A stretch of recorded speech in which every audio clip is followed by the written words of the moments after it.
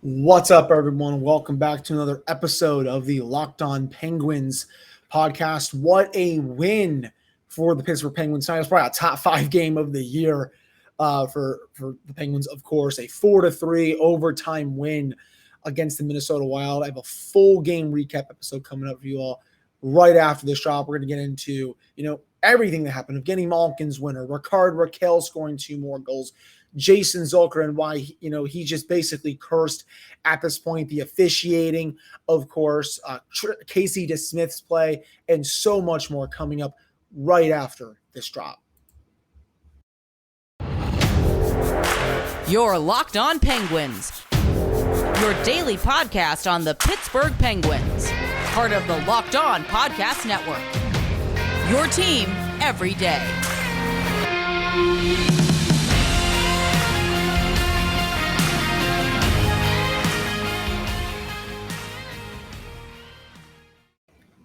Hello and welcome back to another episode of the Locked On Penguins podcast. I am your host, Hunter Hodes. Remember to follow me on Twitter at Hunter Hodes. Follow the show's Twitter at @LO_Penguins. And of course, thank you all so much for making this your first listen of the day. I am recording this right now, April 1st. Happy April Fool's Day, everyone, at 12:30 in the morning. Yes, I am a late night owl, as you all cannot tell. I am also drinking a wonderful Corona here to celebrate the victory. Anyone that listens to this podcast is underage, no drinking. I don't want to have bad habits here. But just what a win for the Penguins. It looked like at times, especially when the Wild tied it early on in the third period, the Penguins were going to just wilt, fall over and just, or on their face even. It looked like maybe it was going to be a 5-3 Minnesota win or a 6-3 Minnesota win. But credit to the Penguins. They stuck with it. They skated the Wild off the rink those final 10 minutes and only really gave up one shot attempt, or actually one shot in the 3-on-3 overtime. Overall, I mean, this game was nasty. It had a lot of stuff. I say that just because it felt like a playoff game.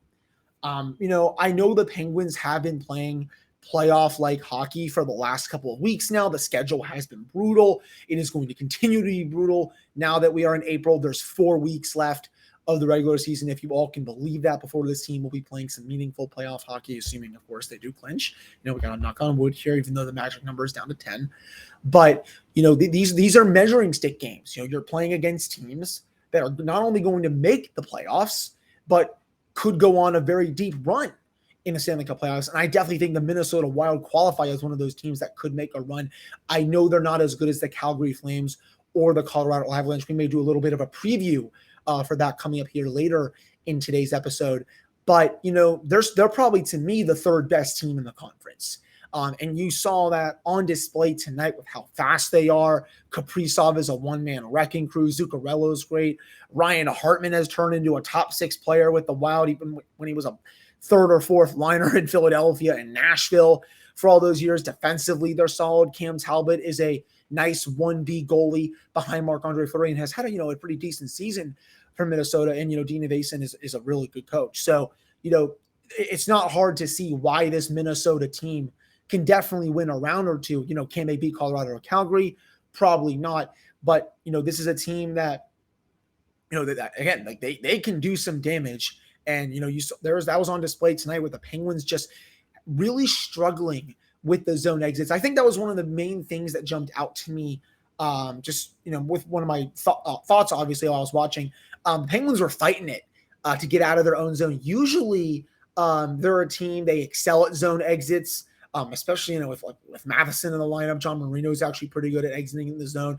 They both were having trouble, I thought, in that department tonight. Heck, even Chris Letang at times was having trouble with some zone exits. And, that was leading to Minnesota getting some really quality scoring chances and, some sustained zone time, if I may add. Minnesota had more high danger chances than the Penguins in this game. It was only 7-6, but, just eye test wise, it definitely backed that up just because, they were in the zone for a lot of this game, up until, I would say, the last 10 minutes of the third, where I thought the Penguins really took it to Minnesota. So I think that's one area where the Penguins, they're going to have to clean up their play going into Saturday, especially in Denver against an Avalanche team that they will make you pay worse than what Minnesota did tonight. That's for sure. They have They're even deeper than Minnesota. And, that says a lot just because the Wild can run 4 lines at you. And honestly, there's not really many teams I don't think that can stack up to the Penguins for depth-wise. Minnesota can, and I know Colorado can. Again, I'm going to get to Colorado a little later on in the show. But, another thought that I had, I also really love the Penguins' resiliency tonight. They go up 1-0. Nice goal from Rickard Rakell. John Marino gets the primary assist on that really nice shot on net. Minnesota ties it up just a few minutes later. The Penguins go up 3-1.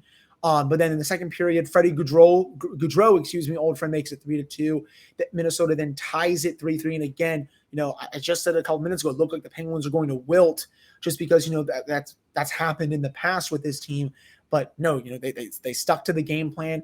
And, the Wild, they're lucky they even got a point out of that game because the Penguins had some really good chances in that latter half of the third period. I really liked the Penguins' response each time they gave up a goal tonight. So I'm going to be curious to see if that can continue here down the stretch. But I was really impressed by that. And overall, Rickard Rakell, speaking of him with his 2 goals, he continues to really impressed me as well. He goes to the net a lot more than I thought he would, almost like a mini Patric Hornqvist in a way. There was one chance that, it didn't go in, but Evgeny Malkin's doing his thing with the puck, kind of almost doing like a spinorama around the ice here.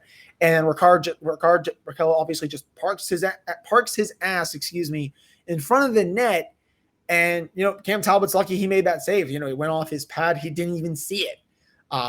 If Malkin got, I think, a little bit more wood on that, the Penguins probably win that game in regulation. But, 2 nice goals tonight. Obviously, the first one was a deflection. Sidney Crosby gets the primary assist on his second one. Sid is now up to 1,396 points, just 2 away from tying Alex Ovechkin for, I believe it's 21st all-time in the scoring waste, and he's also 4 away. 21st in all-time in NHL history, 4 away from 1,400 career points. But, again, speaking of Rakell, just another strong game from him. That's now 3 goals for Rakell since coming over from the Ducks. This trade continues to look like a slam dunk for the Penguins, to say the least. He was one of their best players on the ring tonight. That's for sure. Obviously, it really, really sucks what happened with Jason Zucker. I feel gutted. I put this on my social media for those that follow me, that listen to this podcast. And if you don't, I'll just say it here too. You can't help but feel bad for someone like that. He works his tail off to come back. He's missed 30 plus games.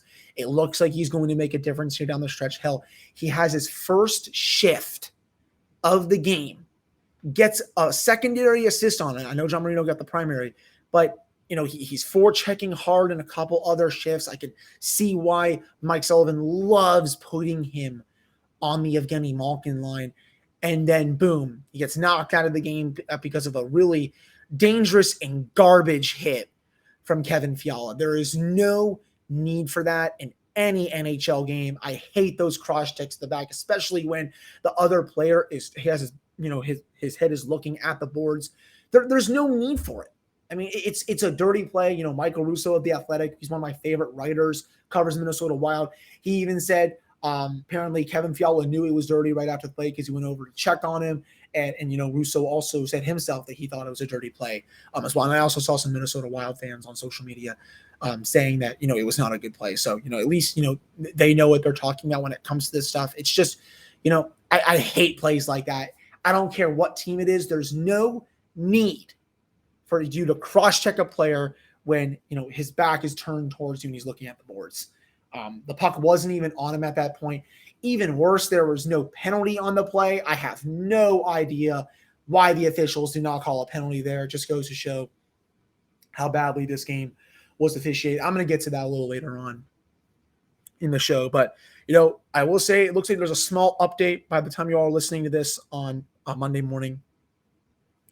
So Evgeny Malkin gave him the little Warrior helmet that they do after the game. And Zucker was still there wearing a suit.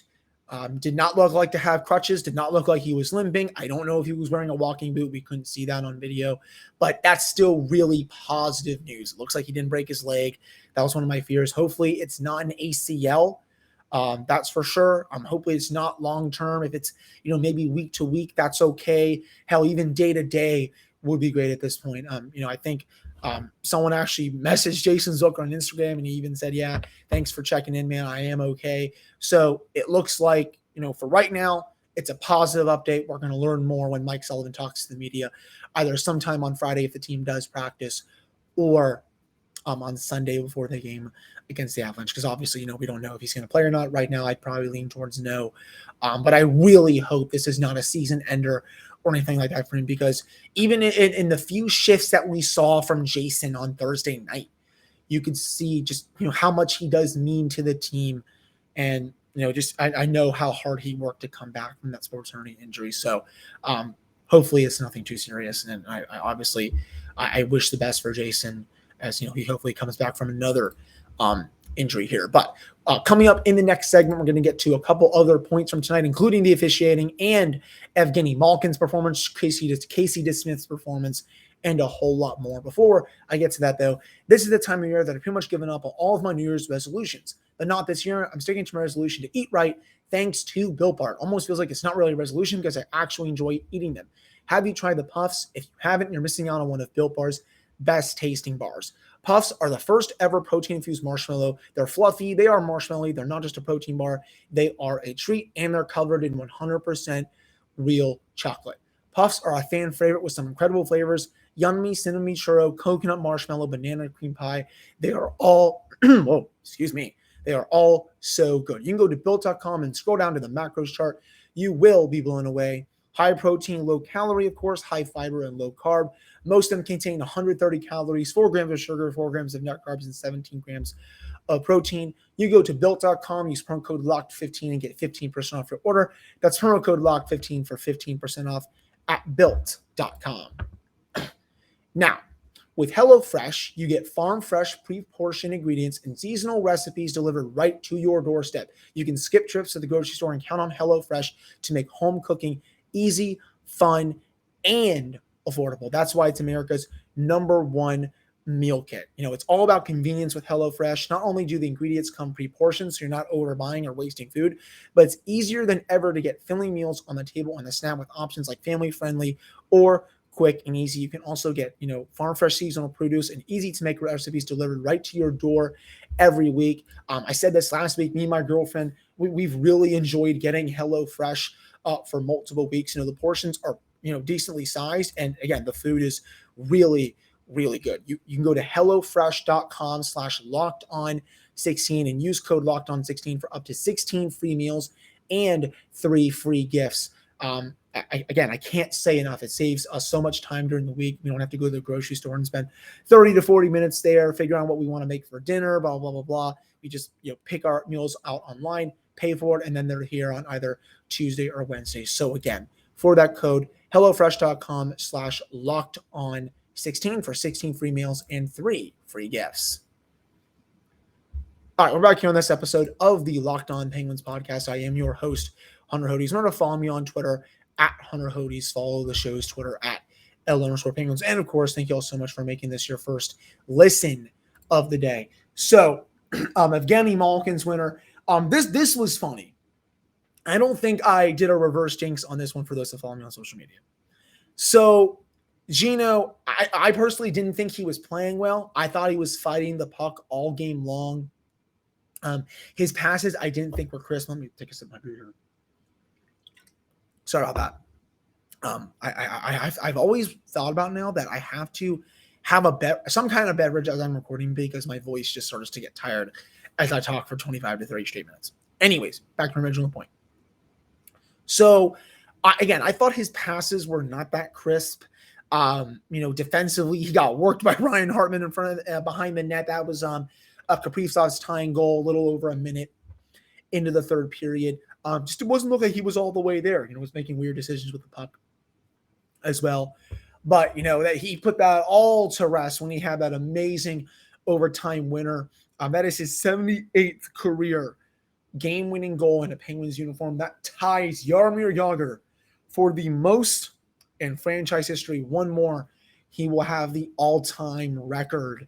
It'll be him and Sid that are 1-2 in that record by the time their careers are done in Pittsburgh. And, that was just an awesome play there after a great sequence in the Minnesota zone. The Penguins were playing that 3-on-3 overtime a little conservative, but also really well defensively. And they were getting some great zone time, in Minnesota's defensive zone. It was all started because of, for some reason, Dean Evason decided to ice Dmitry Kulikov. And for those that don't know, don't follow the Wild that much, Dmitry Kulikov is not a good player. And don't trust me, I'm not a Minnesota Wild expert. Go follow Seth Topol.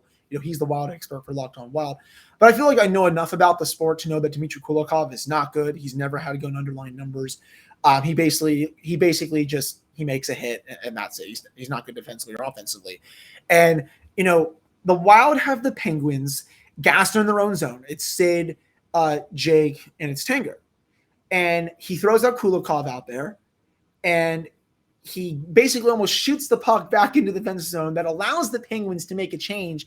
And the Penguins are back into the Minnesota offensive zone. Brian Rust puts the puck to the net. Evgeny Malkin's right there, goes behind the net first, comes back, stuffs a couple times, doesn't work. The third time eventually does. And the Penguins walk away with the win. That is Geno's 17th goal already this season, 3 now until 20. But, it's just, Malkin not being denied. And again, putting, away, I guess a more rough performance from me speaking. I know some other people are going to disagree with me on that. That's totally fine. That's what I'm here for. That's what we're all here for. You don't have to, listen to this podcast and agree with everything I say.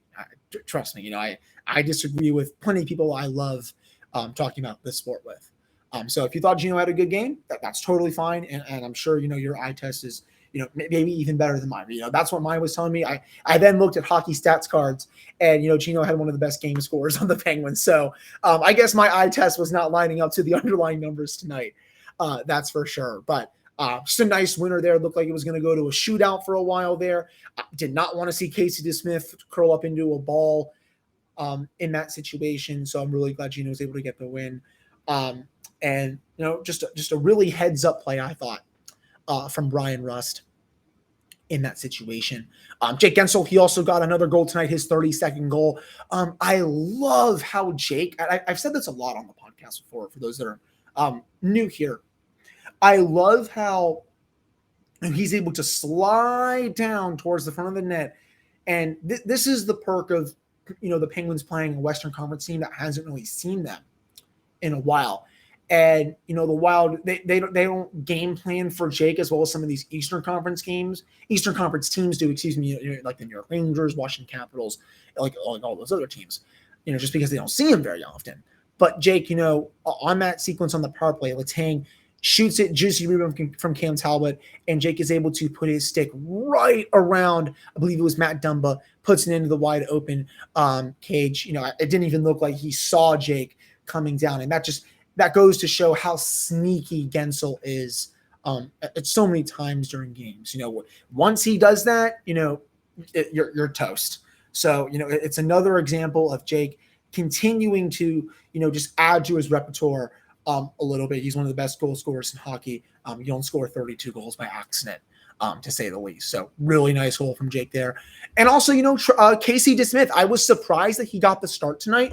I will say that. Sorry about that. I said on the preview episode with Seth Topol, I thought it would be Tristan Jarry. Obviously, I was wrong. I'm sure Jarry will get both games against Colorado, especially because of how good Colorado is. But I think maybe Mike Sullivan's starting to see that he's gassed a little bit his play. It has dipped a little bit. I will say that. He's played a lot of hockey this year. And overall, I liked DeSmith's game tonight. He's been playing much better.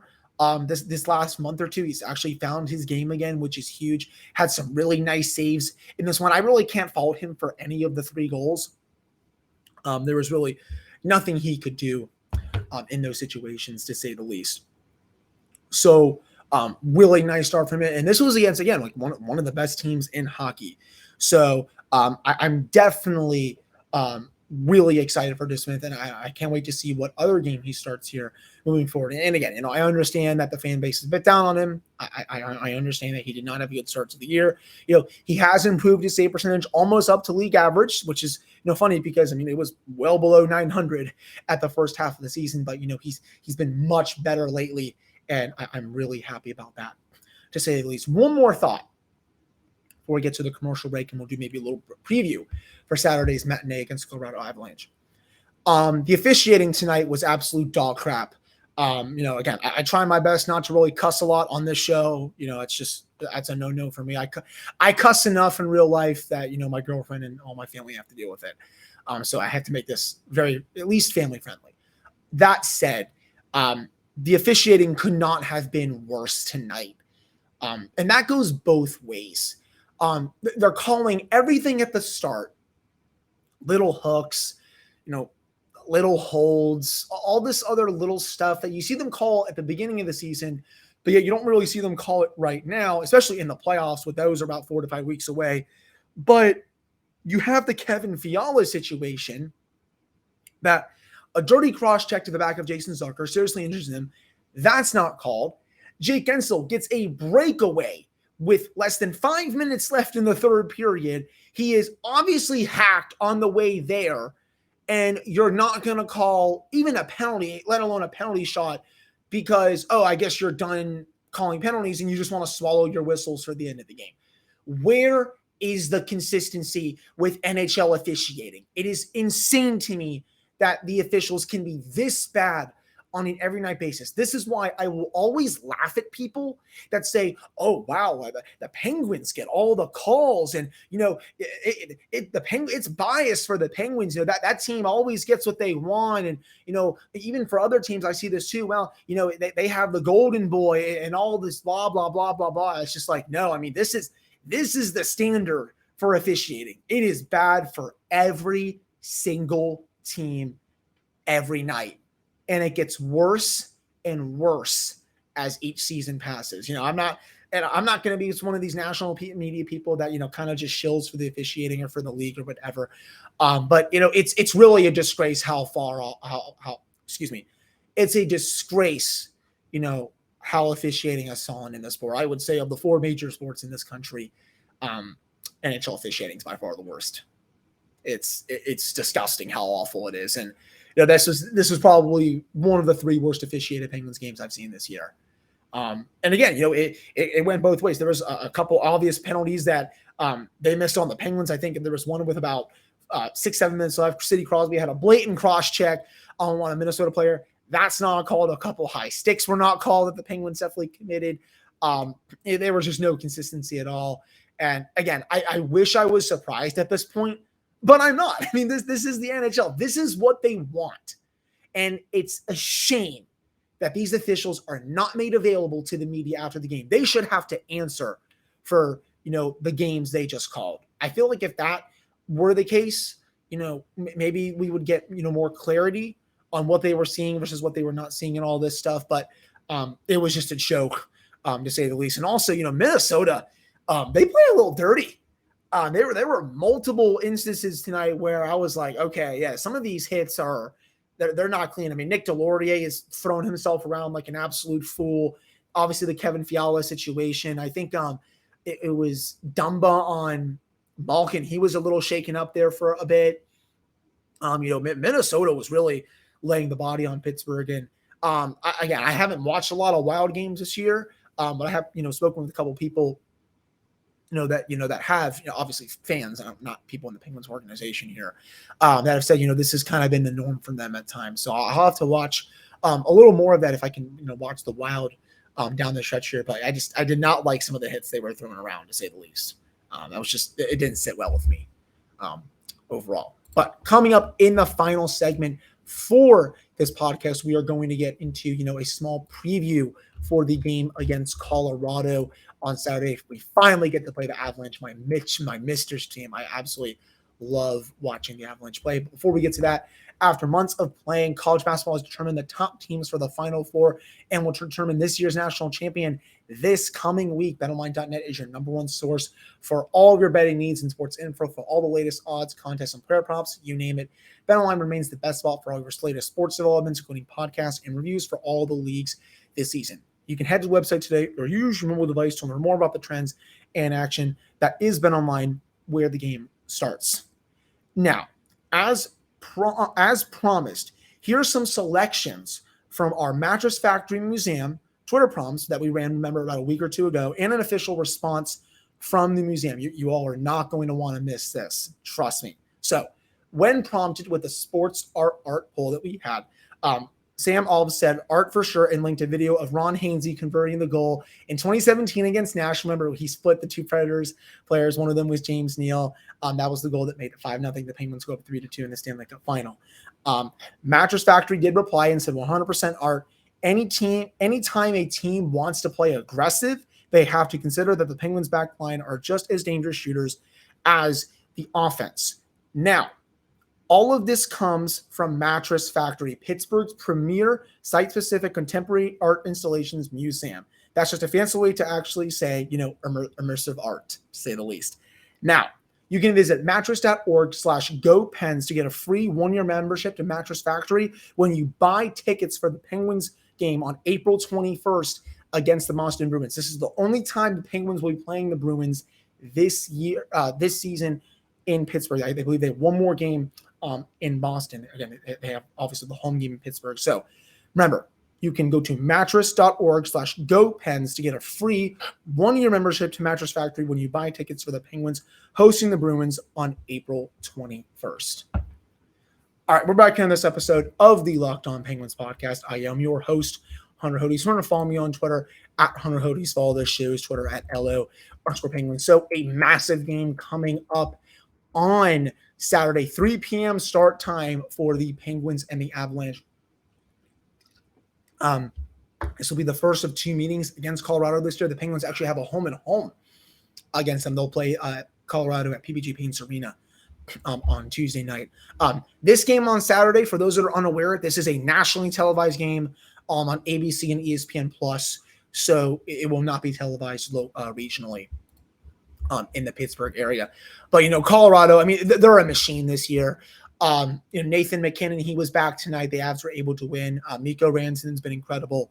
Nazem Kadri is having a career year. He's actually playing clean for once in his life, and he is setting himself up to get a lot of money at the start of free agency. That's for sure. He actually leads the Avalanche in points this year, which is something I never thought I would say, to say the least. Andre Burakovsky, Nichushkin's been a very underrated player for them. Cale Makar defensively with Devon Taves is probably the best top pair in hockey. Cale Makar is the closest thing we'll get to a prime Erik Karlsson. He is a one-man wrecking crew with the puck. I don't care if it's on defense. I don't care if it's on offense. He will make you look silly anytime he has it. He's going to win a lot of Norrises, to say the least. He is a treat to watch. I highly encourage everyone, when you are watching this game, that if you listen to this podcast and you watch the game on Saturday, keep your eye on Cale Makar, because he is absolutely breathtaking. I feel like a little teenager kind of, when I was watching a prime Erik Karlsson just absolutely own players left and right. Yes, Jack Johnson is on the Avalanche, and yes, he will be in the starting lineup. So hopefully the Penguins can take advantage of that.